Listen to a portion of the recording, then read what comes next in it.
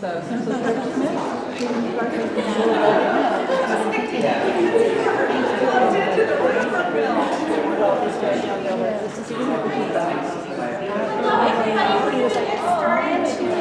Keep us moving along. I know many of you mentioned having 1 o'clock classes, so we'll keep things rolling to get you where you need to be.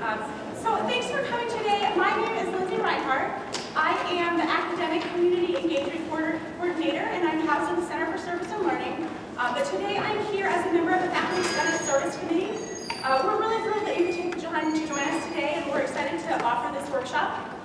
We place a really high value on our role of determining how to designate funds that are intended to carry out WVU's mission through engagement.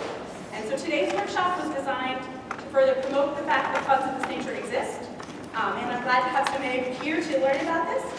And also to point applicants in the right direction to maximize their reach and their impact. So WVU's mission statement reads that as a land-grant institution, the faculty, staff, and students at West Virginia University commit to creating a diverse and inclusive culture that advances education, healthcare, and prosperity for all by providing access and opportunity, by advancing high-impact research, and by leading transformation in West Virginia and the world through local, state, and global engagement. And so in support of our mission, the community engagement grants are designed to support faculty efforts to stimulate and support community outreach and engagement projects that benefit the citizens of West Virginia. Funding is intended to encourage development of additional support for these projects from other sources in the future, as well as your scholarly output. And so this emphasizes really the important link between that engagement and your research. WVU is currently one of only 49 public institutions to hold both an R1 and Community Engaged Carnegie classification. We are currently in the process of reapplying for our 2020 Engaged University classification, and you'll find some info cards around on the tables. So as emphasized both in the mission and the purpose and goals of this engagement grant, there's value in connecting your service, your research, and your teaching. And this grant can serve as a tool to support that connection. This is also a great way to combine your efforts, really in the mantra of working smarter, not harder. If you can pull all of these things together, you will have more impact. So I want to share a few of WVU's institutional definitions to help you frame your work and engagement. So first, community engagement is defined as the collaboration between institutions of higher education and their larger communities, so local, regional, state, national, and global, for the mutually beneficial exchange of knowledge and resources in a context of partnership and reciprocity. And so that word reciprocity is a really key concept there. Then community engaged research is our collaborative process between a researcher and community partner with the intent to disseminate knowledge that will contribute to both the community and the institution or discipline goals. And then we have academic community engagement. And so this is the collaboration or the collaborative integration of purposeful academic activities with community goals that led to a fuller understanding of complex societal issues while advancing that mutually beneficial exchange of knowledge and resources in the context of partnership and reciprocity. And so you will also find these definitions at the tables, and these will be distributed afterwards as well. As you consider your proposals, I really encourage you to keep that community reciprocity in mind, as well as the possibility of connecting your service to your teaching and to your research to maximize the impact on you, on our community, and on our students, and really bring them into the mix as we are reaching out to the community. So you will have the opportunity today to hear from some of our grant reviewers, all 4 of whom are past, current, or present chairs of the service committee. And then we'll break into smaller groups where you'll hear from a past grant recipient and discuss some of your own ideas and questions before we wrap up as a group with some of the day's takeaways and questions. And we plan to incorporate your questions into an FAQ document that we will circulate as soon as we have that ready.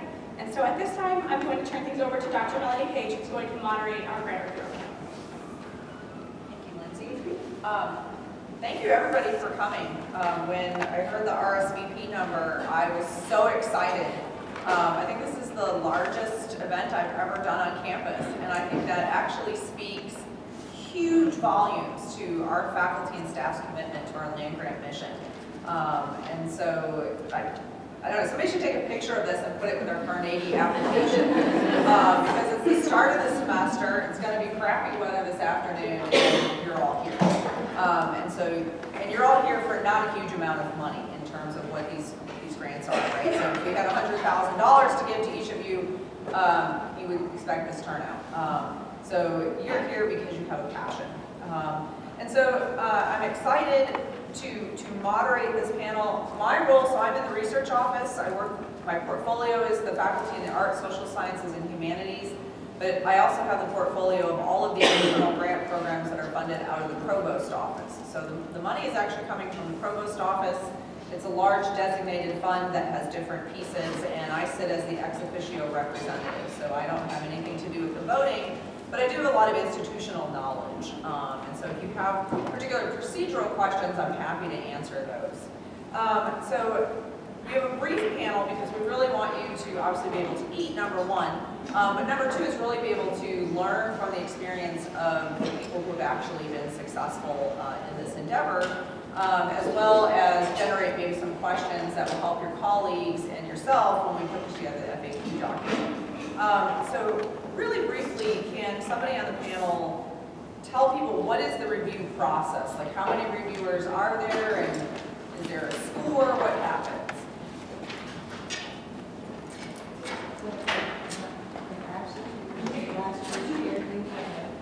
So we have two reviewers, primary and secondary reviewer.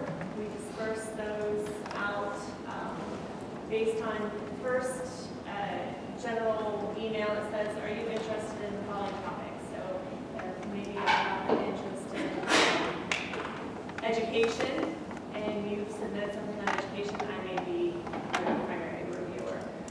So we try to accommodate the group's interests too, so when they're reviewing it, they have a connection in what you're doing. We review those outside. We do a score sheet, and then we come together for several hours and we discuss all of them.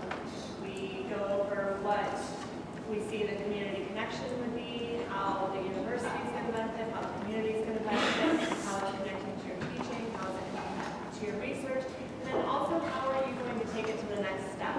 So ideally, it's fantastic for us to give you kind of a seed money, but then we want you to move it to the next step. What are going to be your next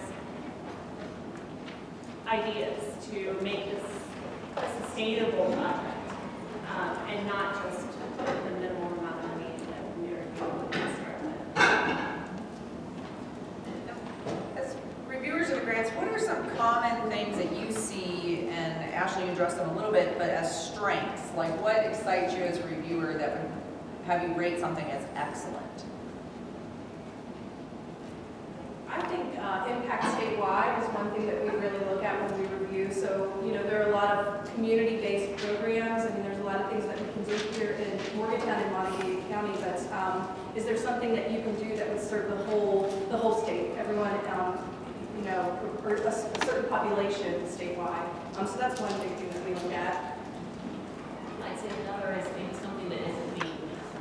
I've seen some proposals that were really great and well written and easy to understand, but it's something that someone else has already done. And so sometimes it might not get funded because. I think something else that we look at too is this a project that might be sustainable?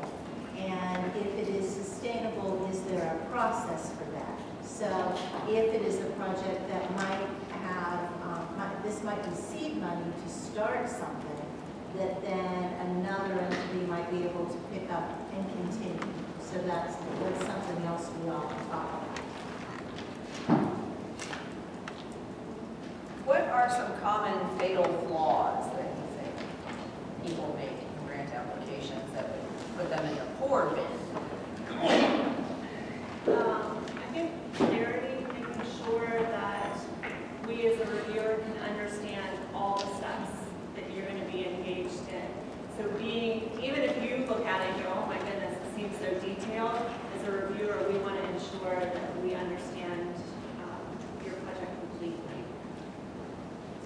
We also look very closely at the budget, the amounts of money that you're asking for each item, and so, it's hard to kind of be the judger on a project that you want to start, and how much money you think it's going to take, but we try to look and kind of see kind of what things are being asked for and maybe hopefully, I work within the extension service, and so we do get a lot of grant requests through extension.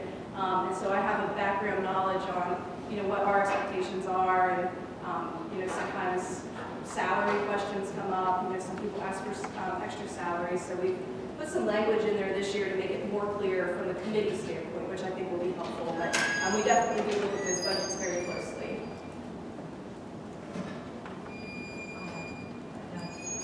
I would say completeness. A lot of times when we get the grants, there'll be sections that really don't have the information in, but we need to make the decision. And Melanie's always excellent about going back to those individuals and letting them know for the next submission what they might have included that would help us.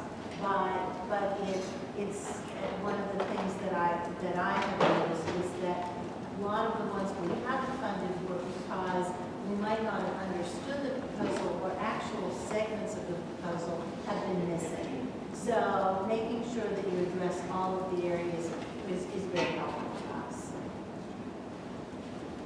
And in the community engagement grants, I will say each grant actually is discussed.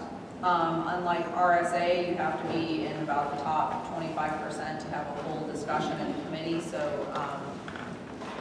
all of the grants will get feedback, even if you're not funded. Can you talk a little bit, so Lindsay talked about, in an ideal world, your community engagement work is relevant to your teaching and to your research, but the community engagement grants don't fund research. So from a reviewer's perspective, how do you like to see those differentiated? Like what's kind of the kicker out or kicker in of the work relative to somebody's research agenda? I guess I think one of the things we're looking for is the main focus of the grant should really be for this community engagement piece. The research can be going on, can be conducted as part of it, but if the primary purpose is to gather data, then those are the grants that aren't as appropriate for us because we're really looking for an impact within the community. So a grant can certainly obtain data, do research as part of the process, but the primary focus should be that the engagement, the benefit to the citizens of West Virginia. And the other piece that we also look for is will that inform your teaching? So if the grant that you're proposing is going to give you an opportunity to gain more in-depth knowledge about a particular population or about a particular issue that's impacting people in West Virginia, that will inform them what you're teaching. So we're looking for those to be connected. And I will point out a resource on our website. So the grant applications are at research.wvu.edu. You see a section that says for researchers, and I actually think the first pull down is funding, and it's under internal grants. Unfortunately, the way Clean Slate or Clean Slate 2 works, you can't have a pull down just for community engagement grants. I've asked for one several times. And again, if you can't find it, please just email my office. We're happy to help people work through. I will point out the grant submissions are through the KC system. I actually always find that by googling KC at WVU, and a little button will pop up. For all of the internal grant programs, you do not need to be an authorized KC user. So there's no waiting period. If you have a WVU ID, you're in. So unlike the external submission portal, you actually need to be approved in order, because you have to do a training. We have training materials available. And again, if you're struggling with anything, please contact our office as it relates to logistics, or you're trying to submit and you can't submit it. These are due the 5th Monday of the spring semester by 11:59 p.m. And so just keep that in mind. It's the same due date for all of the internal programs in the spring.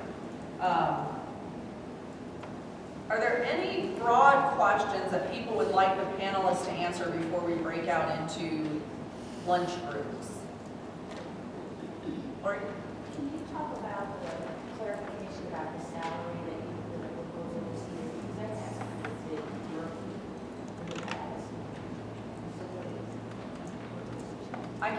You want me to address that? That'd be great. Okay, so for several years, and this is all from the committee, for several years, they've had a restriction in place that 12-month faculty cannot ask for salary, because this is actually internal money. So if 12-month faculty are asking for salary and we're already paying you, we're just robbing Peter to pay Paul. And the committee was not in favor of that.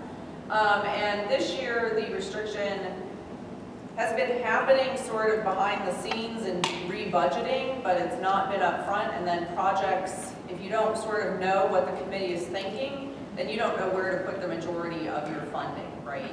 And so the salary restriction is, so the grants are for a maximum of $10,000. And between the PI and the co-PI, so the leadership team, can ask for a total of $3,500 to lead the project. So what we're really trying to actually push is the university to begin to support this more in a person's workload, so that you're not doing this as overload in the summer on your own time or in the evening, so that you can have discussions with your chair in which you say, I want to do this significant piece of community engagement work, and I'd like it to be part of my workload document. And how do you get that? And so that you have the power to start that conversation, because they now can't say, well, you could go get $10,000 and pay yourself in the summer. So it's a restriction that then allows the PI to know $3,500 in your salary to lead it. This does not include a technician or a graduate student if you would need that help. So it's only the leader's salary. And then it gives you the other bin to put into direct costs. So the committee really likes to see direct costs. You don't need matching costs or anything. That's not taken into account, right? Because you should not be penalized if you are coming from a unit that is less resource rich or, right, is not yet come on board with where we're all chugging along to. Some people are steaming ahead. So we don't want to penalize somebody if they can't bring a match.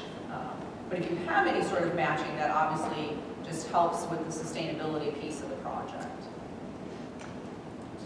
Is this funding only for, does this funding also work for existing programs or brand new programs that have to be worked out?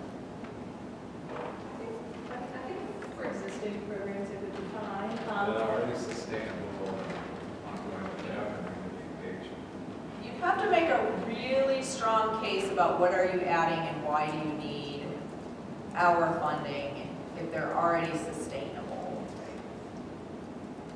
So it would be a little bit tougher sell, I think. To what extent does being a previous recipient affect your future recipient? It depends on the project. I mean, I think, we try not to fund the same. We will not fund the same project. Over and over and over again. That's back to the sustainability part. But if you have great ideas, I mean, if you have a lot of great ideas how to get the community engaged, then I'd say We continue will to fund the apply. same persons for a distinctly different project. Right. In terms of the same project, it also can't be the project you did last year in a different location. The committee will view that as the same project. Unless you were able to make a really strong argument about how, okay, I piloted it up here in Mon County, and now I've made these changes based on some different demographics for the southern part of the state, right? You could make, but it's like if you did something in Morgantown, downtown Morgantown, and then you want to do a campaign in downtown Fayetteville, they probably would not fund that.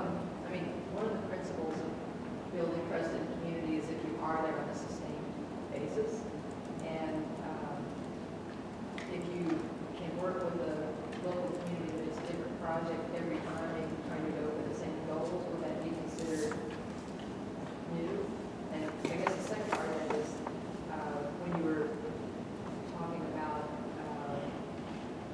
having more benefit if it's statewide, and yet you're not encouraging people to do it in the summer, that's the time when you can travel to do outreach farther.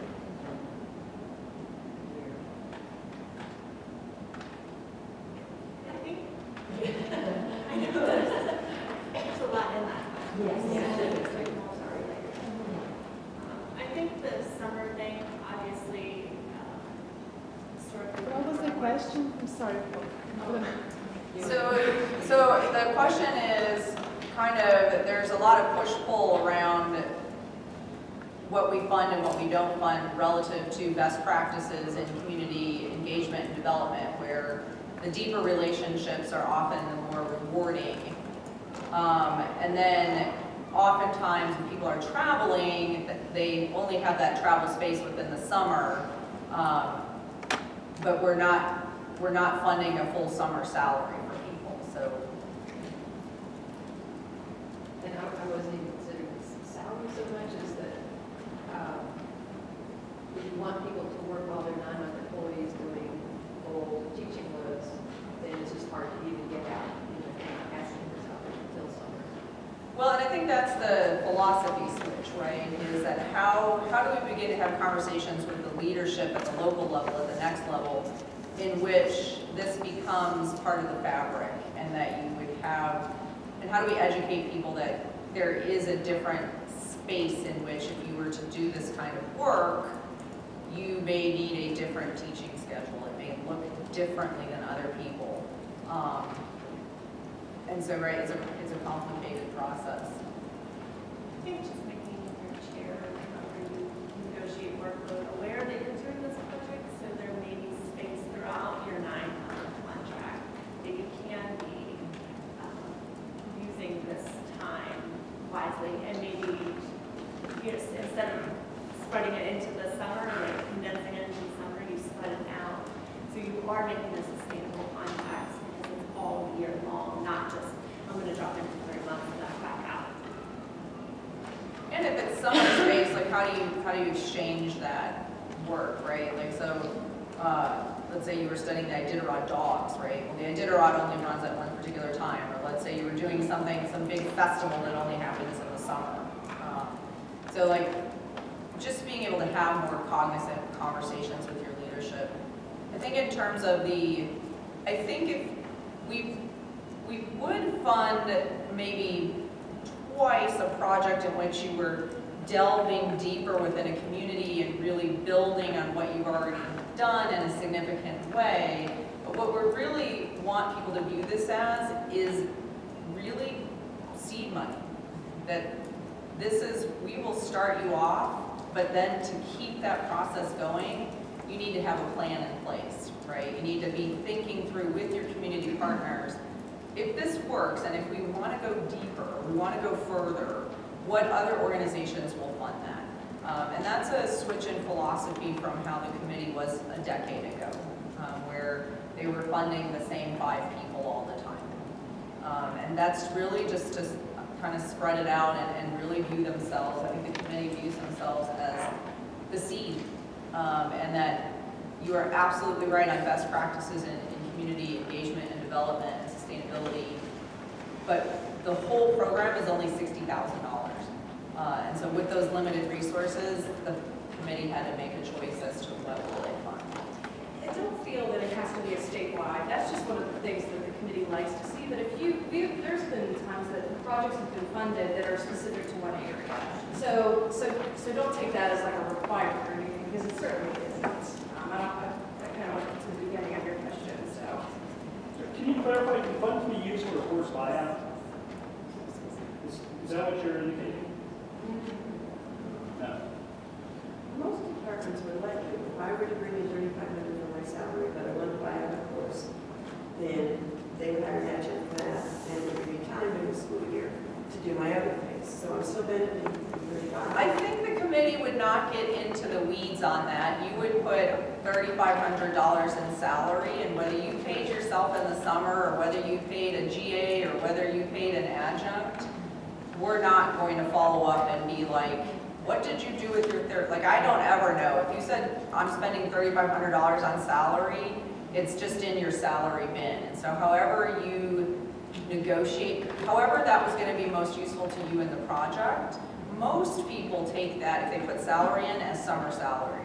I think if you wanted to do a course buyout with that, it would not be it's not against the rules, and it would not be objectionable. And in budget justification, I think you would just talk about, a lot of units that wouldn't buy out a course, because that's salary and benefits, but if your chair was willing, if you brought them this money and then they're gonna kick in the other money, I think that would be perfectly acceptable. Only if you're 9 months, correct? Only if you're 9 months, yeah. If I could just clarify, when I said, for me, it wasn't about salary, it was about the fact that if I go far enough away, my students who have other classes can't get away long enough to travel that far. So it's more about. Yeah, we have, a lot of the public history projects are like that as well. Was it okay if the program runs in the summer? Oh, yeah. Almost all of them run in the summer. We're just trying to shift where a lot of the prep work would happen, that for people to stop thinking of this as the add-on thing that's in another bin and make it a deep part of the fabric of their workload. And it's difficult if you're not trained in a land-grant institution to really understand how it's different being in a land-grant that fully embraces being a land-grant. And how does that obligate leadership to shift the conversation? Do we have maybe a couple examples of like the most successful ones, like maybe one that had the biggest statewide impact and the best reciprocity, and just some examples that you can really brag about that were great outcomes from the successful grants so far? So there's actually a whole previous, since 2013 on the website, that's where actually I was going with the website. There's a listing of previous awardees.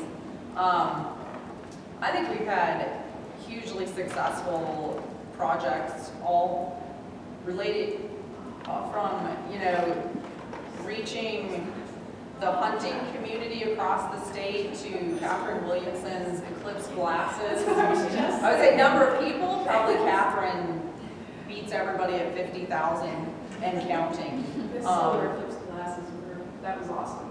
That was cool to be a part of that. Paul has a permanent exhibit at the Children's Museum, right? So over time, Nancy's project reaches, a ton of kids every summer and is sustainable now. So, Lori's been a table anchor as well. And Okay, and so to find out more specifics about those, go to the website. Yeah, so the website has the titles of them, and then you could follow up with, and the PI, so you could follow up with the PI. Okay. Let's, 60,000 is the amount of money that's in the bin for it. And the whole program took a massive cut a couple of years ago, and we protected that money. So the community engagement bin did not take any sort of a cut when we took it. The whole program took a $130,000 bid, which is why if anybody applies for the Research and Scholarship Advancement grants, they're a lot harder to get, because that's where the bid was taken.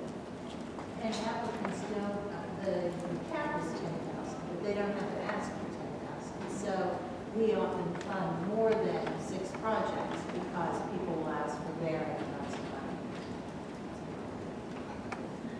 Let's break for lunch, and if you find a seat at a table, and if you have more questions, if you want to sort of get the perspective of people who have done this successfully, they're going to be at your tables. We're also going to find a table if it doesn't have a previous recipient, so we can tell you more about the program.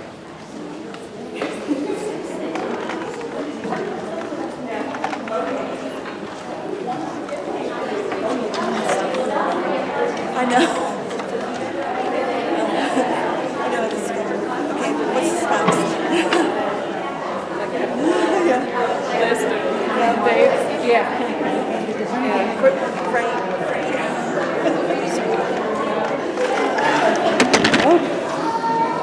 Are you, what are you caught on? Yeah, you got it. Really like that. Nobody, although I did lose like really nice photos. Not from here, but.